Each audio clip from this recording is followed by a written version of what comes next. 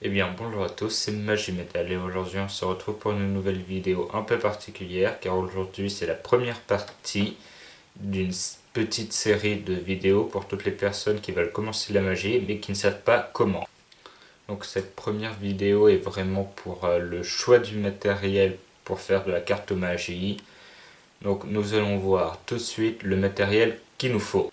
Donc du coup pour commencer dans la carte magie il vous faut des cartes. Et pour ça, je vous conseille trois marques.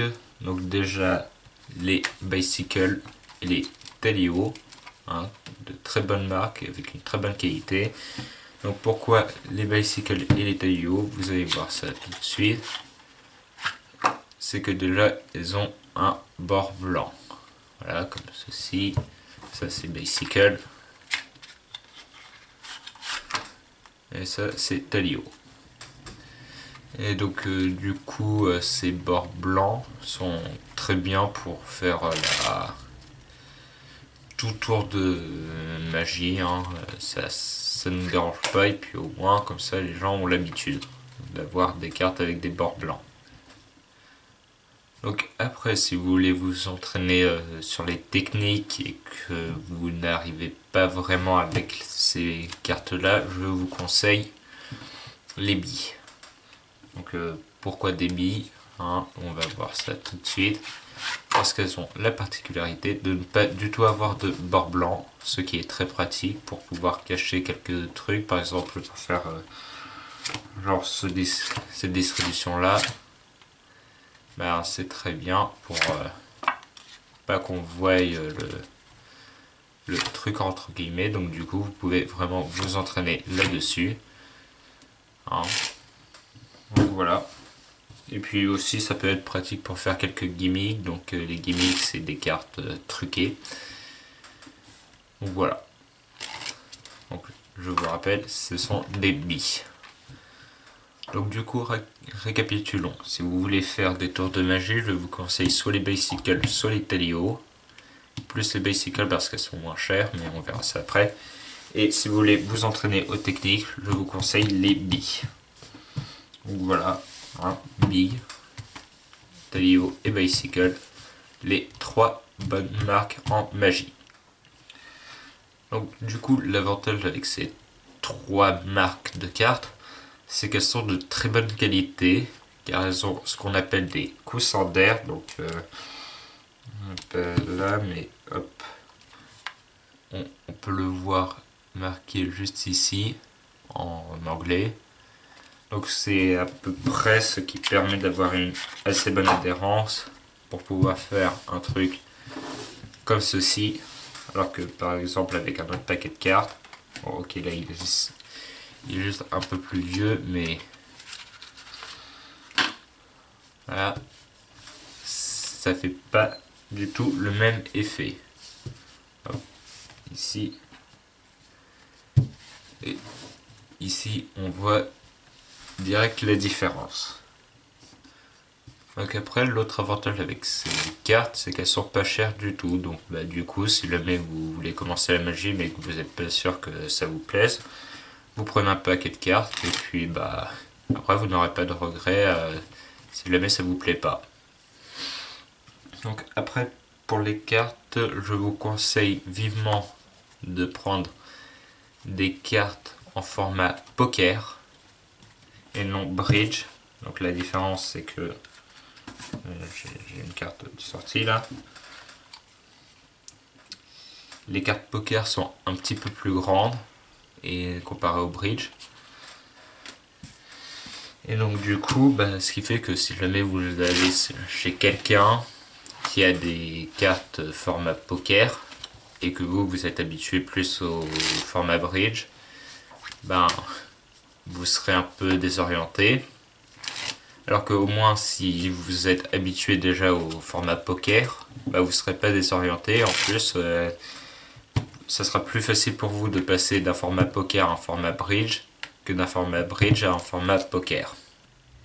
Un autre objet très utile en magie, c'est le tapis de magie, hein, qui lui n'est pas truqué, même les cartes ne sont pas truquées. Mais très utile parce qu'on a une partie en mousse, là comme ceci, qui va vous permettre justement de pouvoir mieux récupérer les cartes. Alors par exemple comme ça, alors que sur une partie sur une table, par exemple, on va prendre ces cartes là, hop, sur la table. Bon, ok, mauvais exemple. Où on va toujours avoir une carte comme ça, donc ça va être plus difficile. Alors que ici, on récupère bien plus vite. Donc voilà, vous êtes presque prêt pour entrer dans le monde de la cartomagie. Et oui, presque, parce qu'il y a deux positions pour les mains bien particulières que je vais vous apprendre tout de suite. Allez, c'est parti. Bon, maintenant, du coup, les deux techniques.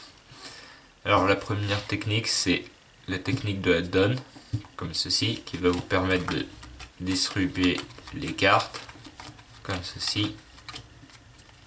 Donc cette technique est certes très basique, mais très utile.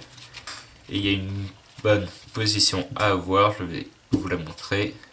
C'est comme ceci. Donc le pouce sur l'une des grandes tranches, l'index comme ceci, par d'en dessous pour venir sur une autre des tranches un peu en diagonale, et le pouce bien évidemment est sur toute la grande tranche, et les trois autres doigts sont à l'opposé du pouce, comme ceci. Et ce qu'on va faire, c'est que pour distribuer, on va venir avec le pouce pousser la première carte, et hop, on distribue tranquillement, comme ceci. Donc entraînez-vous bien à faire ça, comme ceci.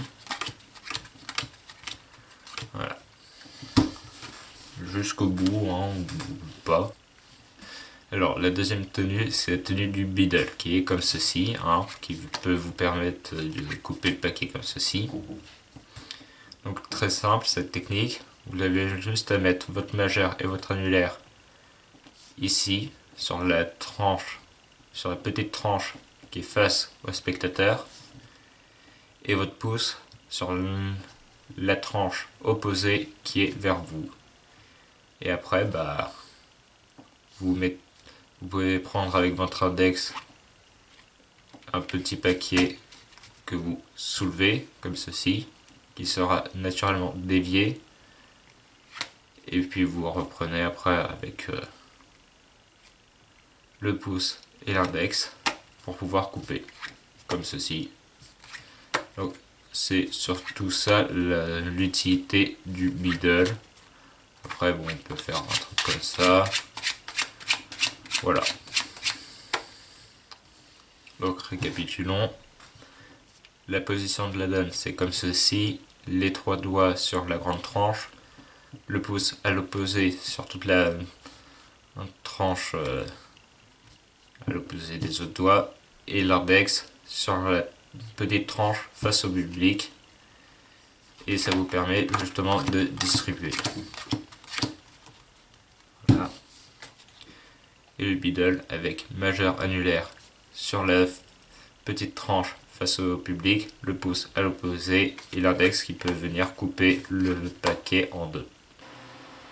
Donc voilà, cette vidéo pour les débutants est terminée. Je vous retrouve pour la deuxième où on verra toutes les techniques de base en magie et aussi quelques tours plus ou moins impressionnants.